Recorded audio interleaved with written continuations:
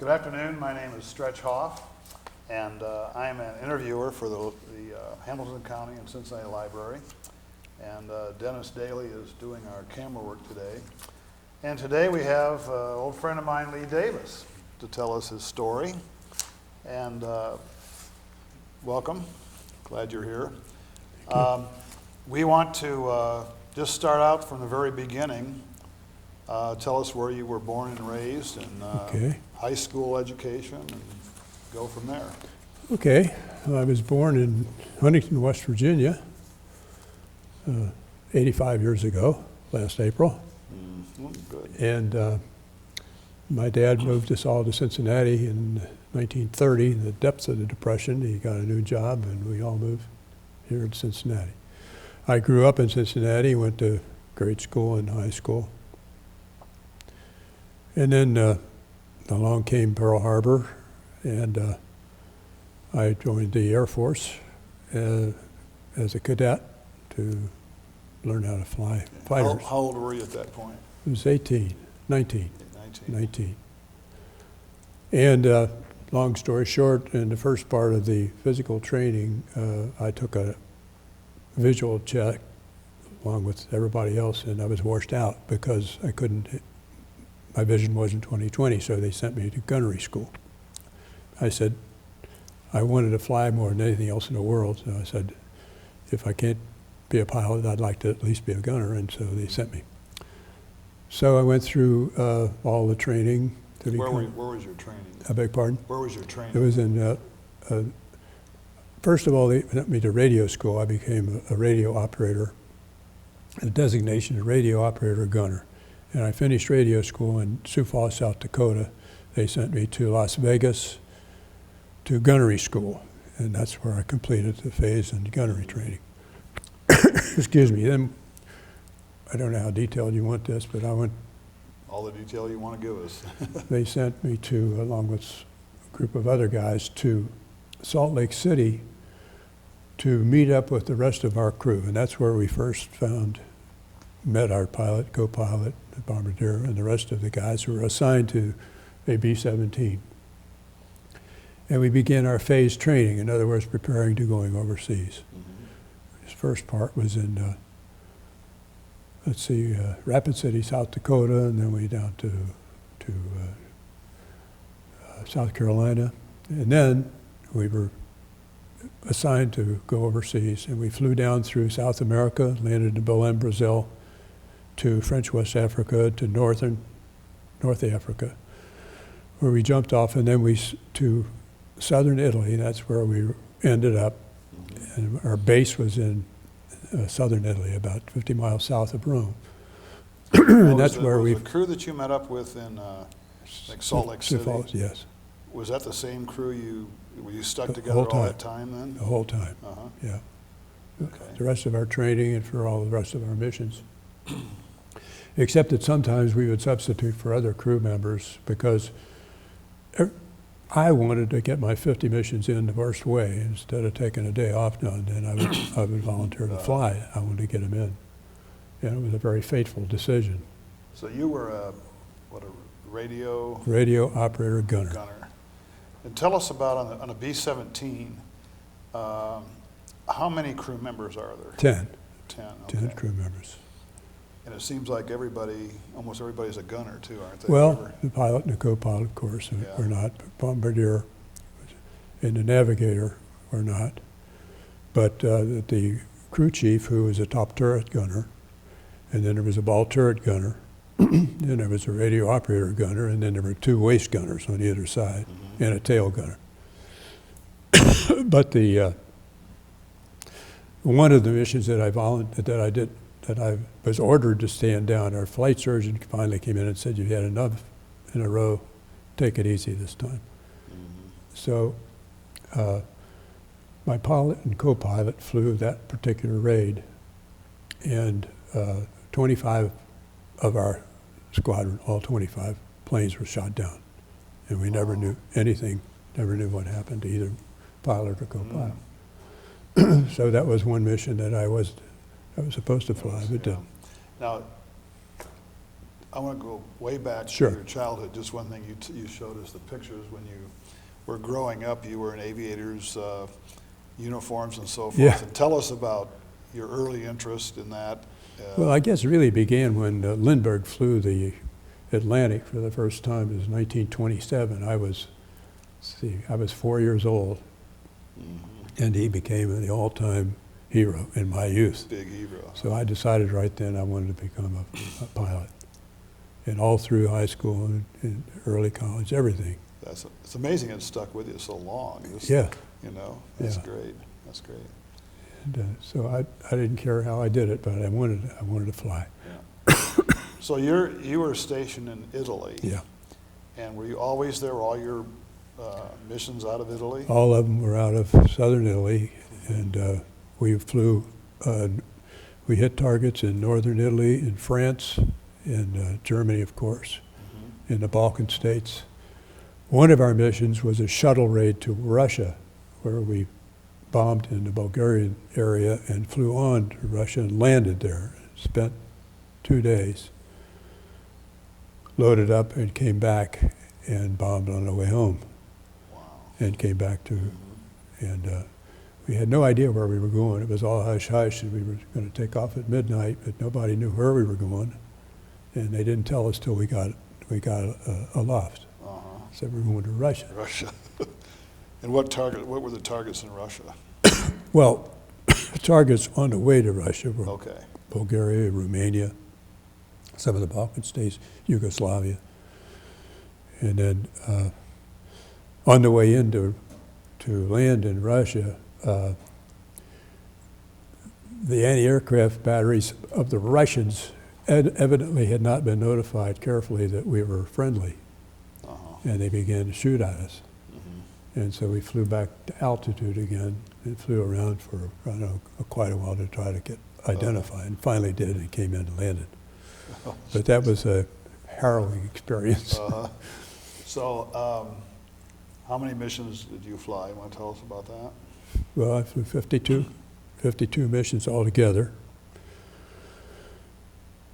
After I got the 50 in, people asked me, well, you're only supposed to fly 50. Why did you fly 52?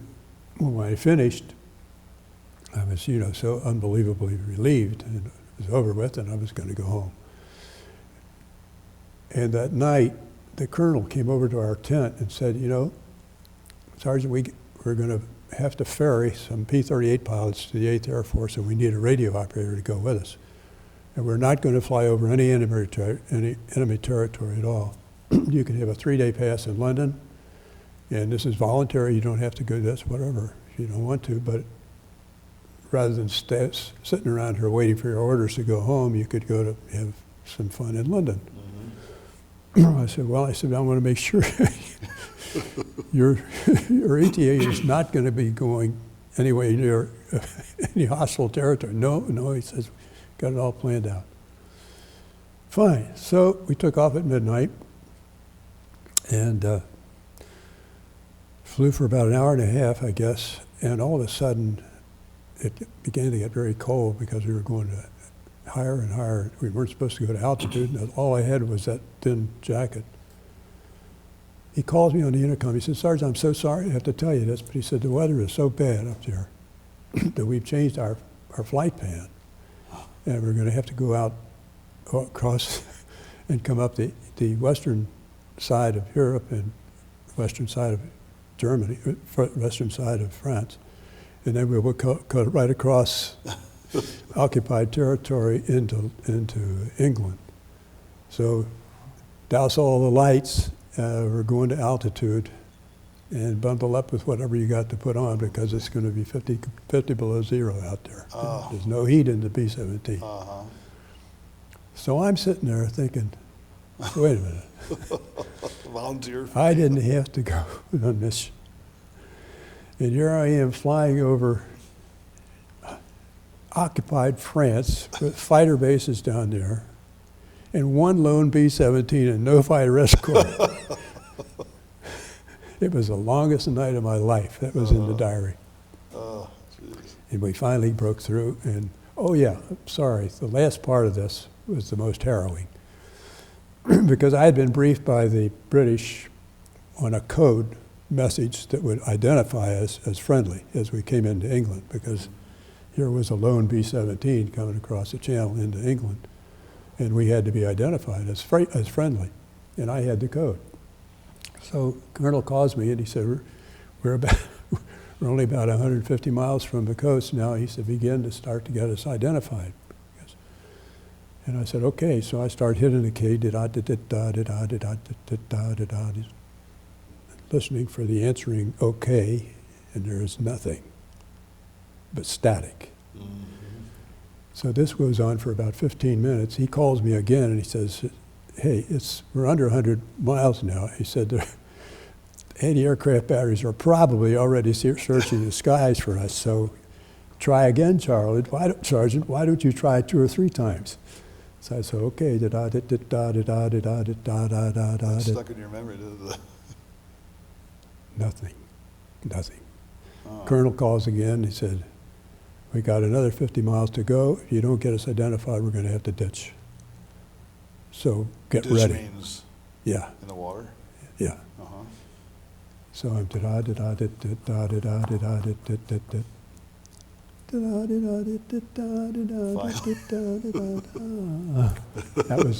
was the answering code saying, okay, you're cleared to come in. So when I got back home, incidentally, when we flew back the safe route, I looked on the operations board, and there it was, Davis, credited with 2 extra missions. Flew over hostile territory. And that was the reason for the 252 instead of 50. 52, yeah. That could have spoiled your weekend if you ditched. That was a long night. Oh, boy. Give us the dates of when you were over there and started your missions. Started in January of '44, flew my last mission to late August. I got them all in 40. All in 44. All in 44. Mm-hmm. I thought there was a limit of 25 missions. Well, that was at the beginning of the war. You flew 25 missions was your tour, and then you could come home. Losses were so bad, so heavy. There were 70% losses the first part of the Air War over there. Yeah. So they raised it to 35. By the time I got there, it was up to 50. Oh, okay. And that explains the difference. Because the odds of getting through 25 were just 70%. Yeah. And it was pretty harrowing, pretty bad. When it's 50 degrees outside. Part of the reason for that was that the early American fighter planes, which accompanied us, did not have fuel capacity to go on the real long missions. So many of the earlier missions were flown without fighter escort. Oh, I didn't know that. Because they didn't have enough fuel capacity to get back home. When I got over there then in 44, then by that time the P-51 Mustangs, they were our primary escort. They had the extra tanks in there that they could go all the way. Some protection there, yeah. And even at that, though, some of the real longer missions, we had 9-hour missions sometimes, even they couldn't go on. So we were without fighter escort. When it's 50 degrees outside, minus 50 outside, what is it inside? I don't know. I never had a temperature gauge. But I mean, it's got to be what? It had to be 20 or 12? 20, or something like that. And all you had was that jacket?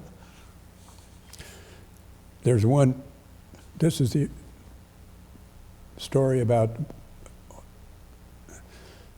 one of the missions that we had, in order to relieve yourself, there was no nice tile toilet on a B-17. Yeah. It was what we called a Gosport tube. It was like a garden hose. It went out underneath the plane. And this end was what you urinated in. Uh-huh. And on the way to the target, all of a sudden, Monty, our tail gunner, said, on the intercom, says, I gotta take a leak. I can't possibly wait. So he puts on oxygen and he comes forward, and by this time it's had to be 30 below zero inside the plane. And begging your pardon, man, but you've heard this story before. Monty comes up and he's adjusts himself and he gets ready to put that thing in it and begins to urinate and it freezes tight. And he pulls it out. And I'm sitting there in the radio, I'm watching this happen and I'm starting to laugh. And he hits that thing on the side of the bomb rack to loosen it up and gets it in there again and it starts again. Freezes again. Was the same routine. That's cold. 3 times. I'm saying, that night in my diary, I wrote, I imagine by now Bonnie is feeling pretty tender down there. Yeah. Jeez. But anyway, that's just a side issue. But that was a scene I'll never forget. Oh dear. Standing there in all that cold. Now, how much space did you have in your airplane? Very small. It was about. You're a pretty tall guy, and I just wondered how you. It was about, I'd say, 7.5 feet above me, and it was about 7 feet this way. I'd say 7 by 7, not very big. There's a chair, a desk, a key, receiver, and my guns were outside the left-hand side of the plane. And of course, I manned my guns from as soon as we got into hostile territory, of course. Now, who were you talking to? The other airplanes and. No, we didn't. We had silence. Okay. We talked to each other in the intercom. Right. Yeah. You called out to your other gunners when you saw a fighter attacking. Okay. 7 o'clock high or 9 o'clock low or whatever it might be. So the gunners on that side of the plane would be alerted. Mm-hmm.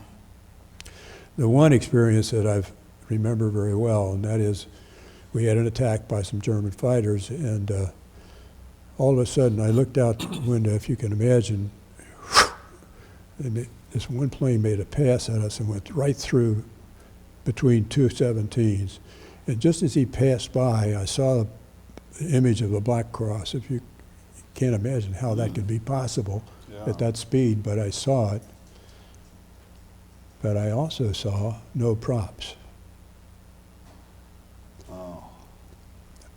And I got on the hook and I said, I can't believe this. Did you guys, any of you guys, yeah, I saw this. There were no props. I don't know how this thing is flying. It was the very first attack that we knew about by a German fighter plane that was flying a jet. They didn't have the jets, obviously, when the war began. And all of a sudden, we're getting jet fighter planes coming at us and didn't know anything about them. And that was the first time we knew about that. Is that I got on the internet, I have some information. Sure. Was that the ME-262 jets? ME-109. Okay. Now, I guess I didn't know they had jets actively in the war. I knew at the end of the war they had them. Yeah. But they didn't have any pilots for them, I guess, and plus the fact that plants were all bombed. But this was actually in combat. When was this in 1944, obviously? Yeah, and one of the big problems they had with them, they had such low fuel capacity they could make only one pass, and they had to land. So they had to get their target on the first, or else they'd go down and land and refuel and come back up again. But it was very primitive, and the very first jets that were into combat. Now, were you one of the first people to spot them even? I guess we would have been. I don't know exactly when the other appearances for the first were made, but that was, I've got it in the diary someplace as to which mission it was on. Mm-hmm. Well, that could be scary here. Thank you.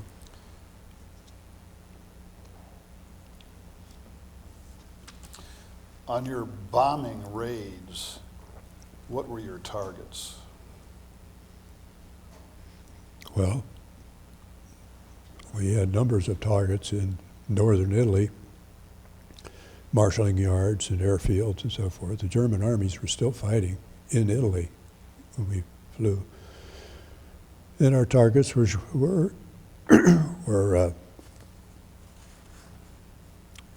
Ploiești in Romania. Or the oil fields? Yeah. Mm-hmm. And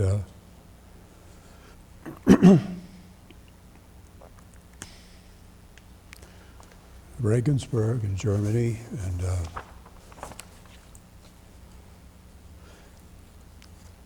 miscellaneous. Vienna was the roughest mission I ever had. Vienna. Was over Vienna, Austria, because Yeah. we were told that it was the heaviest concentration of anti-aircraft battery that they found out about was around Vienna. And so at our briefing, we were told to expect very heavy flak. And it was unbelievable. I mean, we were losing planes all around us. We took 90 hits that day. I counted them when we got back. But it was a very spiritual experience. It was one that was the most profound of my life, because I got petrified. The plane was coming apart. I mean, we were getting hit so often, pieces of flak were coming through. And a bombardier caught one in the head, not fatal. But all of a sudden, I just had this overwhelming sense of peace. It's the worst part of the mission yet. We had the heaviest part to fly yet. We looked out, and over the target, it was just like a black cloud. It was nothing but flak, and we had to go through it. It was just there was no way out. But I knew that I was going to be okay no matter what had happened. No matter what happened. In other words, I wasn't praying to be saved. I just wanted peace. And it all left me, and I was okay again. But it was only maybe a minute that I had that feeling, but it was the assurance of a higher power was right there in that radio room with me. I knew it. At that point in your life, were you very religious at that time? Not particularly. Pardon me? I always prayed every night, Yeah. and I was never calling myself particularly religious. I was a believer. Yeah. But And that you was counted 90, holes in your airplane? yeah, 95 really. 95. Of course, when a shell burst, of course, the whole idea was scattering of the shards of metal. And one reason I always wore 2 parachutes was when, I think on the 13th mission, a piece of flak came through the bottom of the plane, shredded our bombardier's chute. It went right through the plane and right through his chute. And all it was a bunch of cotton crap. When we got back home, he shook his head. He said, "There's no way I could have used this suit. There's no way." I said, "You know what? I'm carrying a seat pack and a breast pack from now on." So I was waddling around in that plane with 2 chutes all the time. It's interesting. You said that there were 90 holes. I have some information. Now, this is off the internet, so I trust it's true, but there's a Sure. there's a section that says the 483rd Bomb Group, and the combat records. Now, this was for, I guess, all the time that you were serving over there. But it has several things like it. The most enemy aircraft destroyed by one crew on one mission was 13. And By one bomber crew? One crew. Wow. And the most, I have these ME-262, it said jets destroyed by our group in the entire war was 7. One crew, one mission was 3, you hold that record. And then destroyed the jets by one gunner in one mission was 2. And at one point near Memmingen, M-E-N-N-M-E-M-M-I-N-G-N, You shot down 53 aircraft, which the guy that put all this together for your group thought that should be a record, but I don't know. 53 aircraft from one airplane, from one B-17? No, one, or the group? shot down as a group. The group. But what interests me is, I want to ask you about this. You had 90 holes in your airplane? Yeah. And what did your airplane look like? Swiss cheese or? Yeah. See, it said, they also hold the record. It says the most holes in a B-17 after one mission was 30,748. 30,000. And I'm thinking, that can't be right. No, unless he, I read that thing 2 or 3 times, and I thought that you would have nothing left of the airplane. no, that doesn't make sense to Maybe me. they counted all the holes and all the planes for the whole thing. That doesn't make any sense. You know, a machine gun steadily beamed on you. There's just no way that could. I can't Well, picture that. yeah. No, that's a tough one. Okay, so your targets that you're going for, I would imagine, are. Well, here's the 90-hole mission. Sunday, April 23rd, 1944. Target today was an aircraft factory in Wiener Neustadt, Austria. Ju-88 fighters attacked us from 7 o'clock high. My area to cover. Flak over the target was very heavy and accurate, exploding with a crunch above and below us and just outside our starboard wing. Shell fragments ripped through our wings, tails, nose, tires, and gas tank. We had just enough gas to get home. I am terrified at the prospect of trying to get Mo Boschert, our ball turret gunner, unlocked and out of his cramped space should we take a direct hit and are going down. Mo is my best friend. We wouldn't have much time. And that was a mission after I went around and counted all those holes. Oh, gee, But ironically speaking, Mo, beautiful person, honest, hardworking, sincere Catholic boy. We kept in touch after the war. When I was going to get married on September 26, 1950, 2 days before that, I got a call, and it was from Mo Boschert's brother. Said he just wanted to tell me that Mo was knocked off a platform in the Mississippi River. He was on a crane crew and drowned. And Mo and I went to the Isle of Capri together, and we were paddling around, I remember, in a kayak around in the Atlantic. And I said, boy, I'm sure glad we both know how to swim. And Mo says, I never did learn how. So here he was, Oh, my gosh. and they called me, and that was Mo. And he also flew 50 missions and didn't. But, wow. Yeah. Now, was your crew together, all those missions? Mhm. So you came through that with all the fellows you started with? Well, except we lost our pilot, our co-pilot on that one raid where they volunteered and I didn't have to fly that day. Okay. Yeah, But other than that, that's amazing. yeah, That you all stayed together. yeah. We were very fortunate that way. You would have thought we would have stayed in touch, but we didn't. Do you have reunions? No, we don't. Hmm. We didn't have a real warm, close. The only warm, close relationship I had was with Mo, Mm-hmm. ball turret gunner, and our pilots were both in their early 20s, and the bombardier also. And our navigator was 19 years old. You can believe it. They're all very sexually active guys, and I was pretty straight-laced about that. It was just, Yeah. and but Mo was confession every Sunday. Every Sunday. Everything. How long were your missions, time-wise? Well, you had some the short ones in longest I Northern ever Italy. flew was nine and a half hours, and that was to Vienna, I think.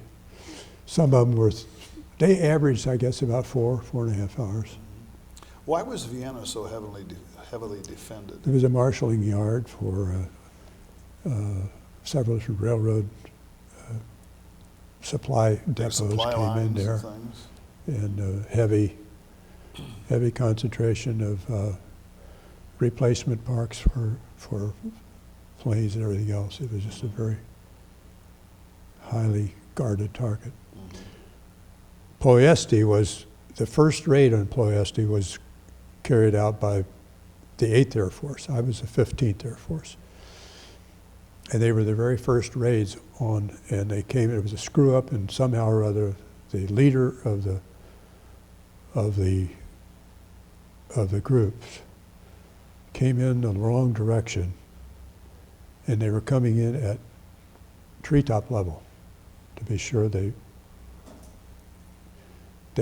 I mean, it was a very risky mission, and he was a little bit of a hot dog. And they just absolutely practically destroyed the whole damn wing. And so then when we came back, we flew subsequent missions to Ploiesti because we realized that the Nazis were the most vulnerable from their lack of oil. Yep. And so we flew 2 other Ploiesti missions, but there were nothing like that first 8th Air Force mission, because by that time we had just pretty well decimated the whole thing. Did you say the first mission they almost lost the whole wing? They almost lost all the airplanes? Well, there were just, I don't know how many aircraft were destroyed. 35 or 40 planes, I guess. Yeah. Anyway. Because we were flying so low, is that? Yeah, they were flying low, and they came in the wrong, they had poor intelligence, which had the least defended, let's say, the least defended corridor was the southeast corridor. And instead of that, they came in the northwest corridor. Mm-hmm. And it just was a total disaster. How many missions did it take to destroy that Well, I don't know, we were on field? 2 more missions. And the second mission we were on, there was practically nothing left there. Yeah. But they were pretty good at rebuilding. The Germans could rebuild things pretty fast overnight. But the oil was so devastated that they were never able to recover that. Uh-huh. I heard another big target was ball bearing factories. Yeah, Schweinfurt. That was the war needs ball bearings to move on, I guess, huh? That's right. That was a real rough one too. That was very, very tough. Is that up in the Ruhr Valley? I don't even remember which part of Germany it was in. But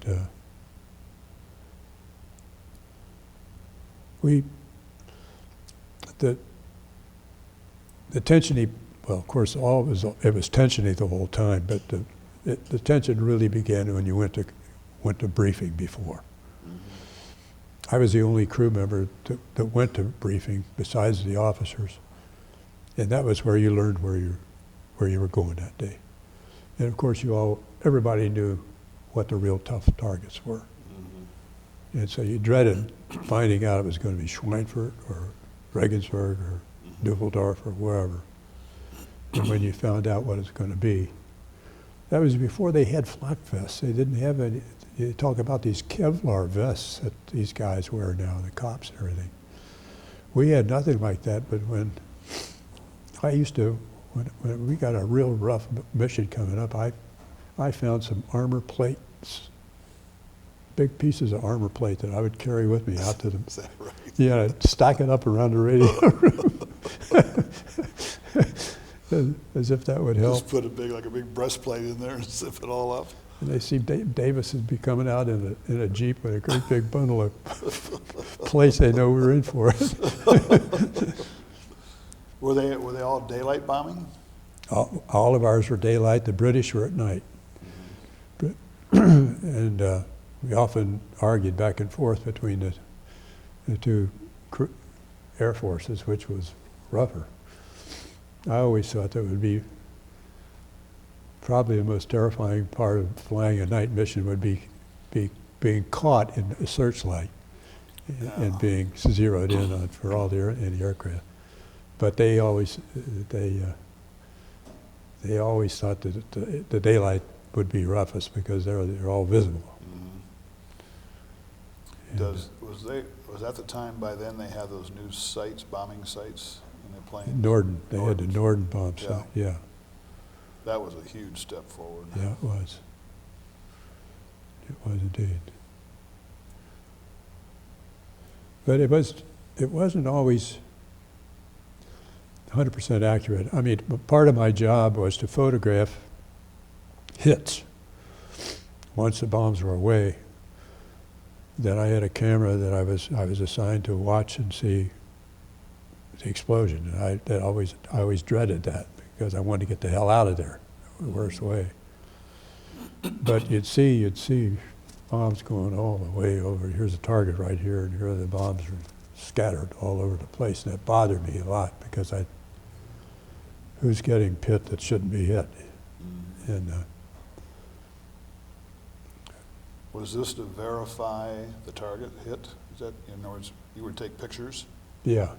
and go back and say, here's what we did? And Oh no, is that what this was the actual strike. Yeah, And then reconnaissance would go back and check okay. to see how well it was hit. But it was never, also you weren't allowed to, obviously, you couldn't land with a full load of bombs. You had to jettison it. A lot of times we would go for a target and it would be socked in, and the secondary target would be socked in, so you had to come back to base and abort the mission, and you had to jettison your bombs. And if you were over water, that was no problem, but it always bothered me when we'd be flying over an empty farm field of some kind. Yeah. And where's all this going to end up? Yeah. And I had a big argument with our co-pilot one time about that. I said, this is crazy. I said, how do we know where these bombs are going to go? Let's get out over water before. Yeah, we got to get rid of them. Why can't we wait, Joe? Got to get rid of them. Okay. This book by Stephen Ambrose called Wild Blue, which is a person-to-person recitation of the heavy bomber raids. And George McGovern who became a senator and ran for presidency, was a bomber pilot. And he talks about an incident of having to jettison his bombs and seeing a bomb hit a farmhouse, and felt horrible guilt feelings for years and years and years and years. Finally went back to make a visit back to where he had been during the war, and they visited this same area where his plane had dropped one of his bombs. And a citizen came up to the group who they were in a tour, so they were identified as former airmen. And he came up to the group that McGovern was in and said, I remember I was in that farmhouse that you talked about. Yeah, it was my farmhouse, but I saw the planes coming, and I got my family and everybody out. Oh, and he said, I wanted to thank you for coming, because anything that we could do to get rid of the awful Germans, I was grateful for you. So he said, here he had been conscience stricken for Yeah. 30 years about that incident. Isn't that amazing? That was unbelievable. That part of that book is just fascinating. Wow. You want to read a good book, that's just Wild Blue. Wild Blue. Well, we've interviewed a lot of fellows that have the same problem, where they're always worried about the citizens, and it's a natural thing. It's just, Yeah. but you're all following orders. How big was your bomb load? How many bombs did you have? Well, we had 2,000-pound bombs, and we had about 15, I guess. 15? Mm-hmm. Mm-hmm. My position on the plane was immediately aft of the bomb bay. Mm-hmm. And of course, when we opened the Bombay doors, I could look and watch. I had one experience when we couldn't get the Bombay doors closed again. And after we dropped them, we flew through all the way home with our Bombays open. And we can't land with them that way. So I said, being dumb and stupid, I said to one of the waist gunners and with the other waist gunner, I said, come over here and get a hold of my one leg and get a hold of the other one, and I'll hang down under there and see if I can break this latch and get these things going. I could see where it was jammed. So Mo got one leg and Monty got the other one, and I'm hanging upside down, and I could just barely reach where the jam was. And of course it's cold and it's blowing like crazy and everything. 20 below or and something. I just made a wild grab for it and I clicked it, and the damn thing began to close. I said, "Get me out of here. Pull me up quick. Get me up here." Yeah. And but Oh, I say in one of these things that I had a very different view of the Italian countryside, hanging upside down under the plane that day. Oh, dear. Young and foolish, huh? Pardon? Young and foolish at that point.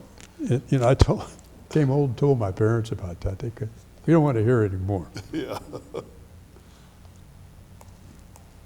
So you were through flying missions in 1944. What month was this now? In August. Okay. So you were there from, did you say May or June to August? No, from February. February, Yeah. okay. So what happened next? Okay, you finished and you went to London, had a good weekend in London. Yeah, I went to Came London, home. came back and caught a boat. I had to go home on the boat. And but then I became an aircraft instructor in Scottsfield, Illinois, from late '44 until September '45 when I was mustered out. But we were all sort of in reserve for being moved to the Pacific because the Japanese War was not over yet. Excuse me. And I can remember the afternoon we got the news that the atomic bomb had dropped. Excuse me, and the wild celebration where I was because we knew we weren't going to have to go to the Pacific. Where were you at that point? St. Louis. St. Louis. MacDill Field, yeah. And so then very shortly, I had enough points. You got points for discharge depending on the different fields of battle that you fought in. I had a flock of them. Did you bring that thing you showed? Honey? This thing? Yeah. You're just bringing it, wait, you got a mic on you, Lee. Go ahead and bring it over back. Okay. Yeah. Each one of those, This is Lee's better half, Patty. Patty wanted to do this. I didn't do this, but she wanted to have it all mounted and so forth. But each one of these was a field of combat, as in Italian in Germany and France. And this was the air medal. And these were my crew members' wings, and these were my gunners' wings. But each one of these things was worth about, I don't know how many points, but a lot of points, and that's why I got out. I finished my missions in September, and I was home. I finished my missions in August, and I was home in September. I have to get that That fixed. wasn't, wait, here, wait, we got the mic here. Sorry about that. Here, let me help you here. Why don't we put Patty, this you in? want to take this back? We can put it right here. This, and then Discharged. the bombs were dropped on Japan. And that's because you thought you were being accused, you might go over there. Yeah, at combat veterans, it was iffy as to whether they were going to tap us or not to go. But the atomic bomb changed a lot of things. Yeah. But then I came back. Wasn't able to go to college before the war. My dad really had a terrible time financially, and there was no money. So I signed up for the GI Bill of Rights and went through UC, and then I got a master's, and I worked on it for a doctorate at Northwestern. And wanted to become a college professor, but I just changed my mind about that. You'd make a good history professor. Well, Now, when did you meet Patty? Tell us about your Patty?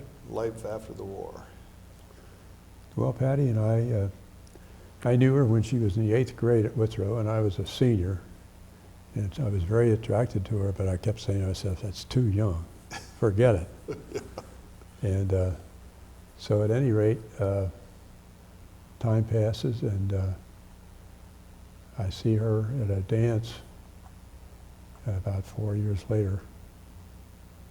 And she's grew up a lot since then. and I started after that, and we went together for 3 years. It took me 3 years to convince her to marry me. So that was before the war then? No, this was after. This was after the war. Wait, 4 years, you were, okay, so you were 23, I was 27, wasn't I? 27? Yeah. 25? Was I 25? Are you thumbing your nose at me, or Just think of everything. What amazes me about talking with you fellows is that I think, I wasn't in service, but I think by age 25 what I had done and what you guys went through, and you were 25 to 27 years old. Yeah, you kind of grew up Just amazing. pretty quick. Just amazing. So you go on and get your degrees, master's degree at UC. At UC, Okay. and I got, I had a fellowship to Northwestern to work on a doctorate, which I did for a year, and then I found out the instructors in history at that time were getting $5,000 a year if you were lucky. And I needed more money than that. And wrote a little, I said, "What? I don't have any particular skills or talents, but one thing I can do is write. I know I like to write, I write well." So I wrote the Kroger Company and said, I would like to hire on as a copywriter for the Kroger Company, because it was Cincinnati. They wrote back, they said, "Well, we don't have anything open for copywriters right now, but we'd like to consider you for our public relations department as a speechwriter. We need somebody to write speeches for executives." So I was hired on as a speechwriter for Kroger. Oh, boy. And then the next 10 years, I left Kroger and went to an advertising agency in Philadelphia, and then to another agency in Los Angeles as a writer and a creative guy. And then the president of the Kroger Company called me one night at home in La Cañada, California, and said, "There's a vice president's job open here, in charge of advertising. Would you like to look at it?" I said, "Well, if you got 3 seconds, I'll tell you." Because we didn't like California. And, You got a chance to come home then. oh yeah, here was a chance. And Patty and I both from Cincinnati. And wow, what a deal. Now, how old were you when that happened? That was 30, what? 42? 42? No, it was 39. I don't know, what the hell was it? Close, around 40, give or Something take. like that. And you have written how many books? I've written a lot of books that didn't get published, but I've written 2 that's been published. Yeah. And working on another one. But I read the one, which one did you read? is it Life is for Loving. Life is for Yeah. Loving. Yeah. And what's the second one that you wrote? Second one was Notes to Myself on Good Things to Remember. And it was the one I had the signing at Joseph Beth on the Life is for Loving It. That picture, yeah. But that sold a lot of books. In fact, it was a bestseller 7 weeks, something like that. Good. Good. After all your neighbors and friends bought it, somebody else Yeah, bought them too. right. That's good. That's good. That signing was great because that was all my friends and neighbors that came in there. But been a very fortunate guy, very, very lucky, most of all because of her. Yeah, I think it's remarkable what you went through in the war, because you were certainly where the casualties were very high. I think it was almost 40% casualty rate in your group, and to come through it all. I'd like to read you just one thing here, Sure. if I may. I think the first paragraph in this sort of sets the stage for what, anyway, starts out, the faded gold leaf stamped on the wrinkled red leather binding, read Diary, 1944. I had stowed it away long ago in the attic, along with a pair of silver wings, air medal, photographs, etc. Dear God, how could I ever survive? Sunday, April 12th, 1944, shivering in the damp, freezing darkness of early evening, I stood in line with several hundred members of the 816th Bomb Squadron, 483rd Bomb Group, 15th Air Corps. Our base is in a countryside in southern Italy, and we waited, mess kits ready, to go through the outdoor chow line.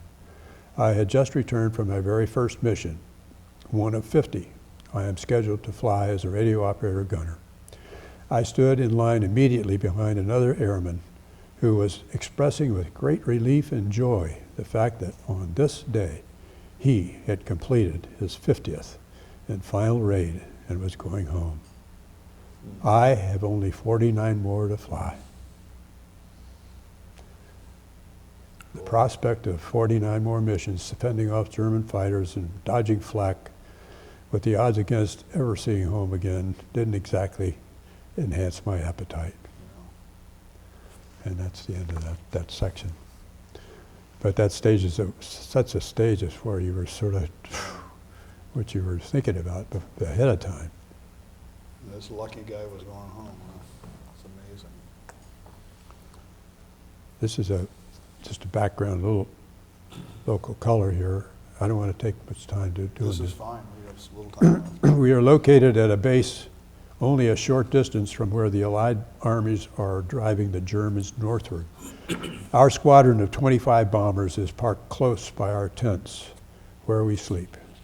H hour, or the time when the crews are awakened on raid days, is as early as 2 a.m., depending on the distance we need to fly to targets in northern Italy, France, Austria, Yugoslavia, Bulgaria, Germany, and Romania. So that was the beginning. Mm-hmm. Now, when you were, where were you keeping this safe all that time? You'd write these after each mission, and then just After each mission, back in the, and I had this little diary, and I would make the notes in.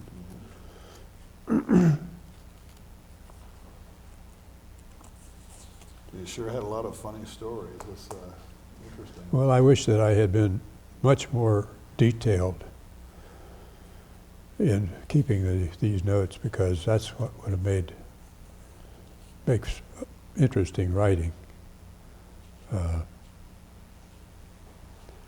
This was Sunday, June 4th. This is when we were actually landing in Russia. Sunday, June 4th. This is a very small Ukrainian town called Mirgorod. Mo and I were surprised to find a church service in progress as we walked down the unpaved streets. We went in and nothing but straw was on the floor and no seats. About 20 women in babushkas were kneeling. Strangely, I thought they outlawed religion in this country. Mm-hmm. Finding a church. Yeah, in some little town. It's wonderful. Oh yeah, this was interesting. Monday, June 10th, we are to prepare for departure tomorrow to hit target in Romania on the way back to our base in Italy. Tonight after chow, I went out to the airstrip to check my guns. As I took the first step on the runway, a shot rang out and a bullet flew about 2 feet over my head. I turned, and down at the end of the runway, a Russian soldier gestured with a rifle for me to step back. We had not been told that they had orders to guard our planes and not to let anybody near. Oh, boy. These guys don't mess around. Just in the closing minutes here, one thing I forgot to bring up, the people who are doing a fantastic job were your ground crews, right? Your maintenance crews? Yeah. Because you guys would We come love back them. and all shot up, and they had to. Yeah. We love those Care to guys. comment on that? Well, they were, we treated them with great respect because Yeah. they would put things together again. And Yeah. our crew chief was a wonderful guy. I got to know him pretty well. Ground chief, crew chief. But yeah, you had a great deal of respect for those guys because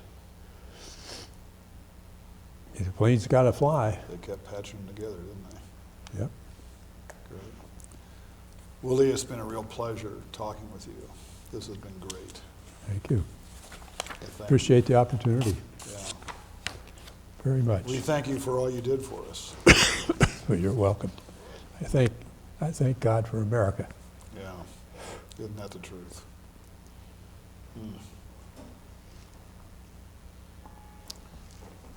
Okay. That it? Thank you, sir. You're welcome. Appreciate it.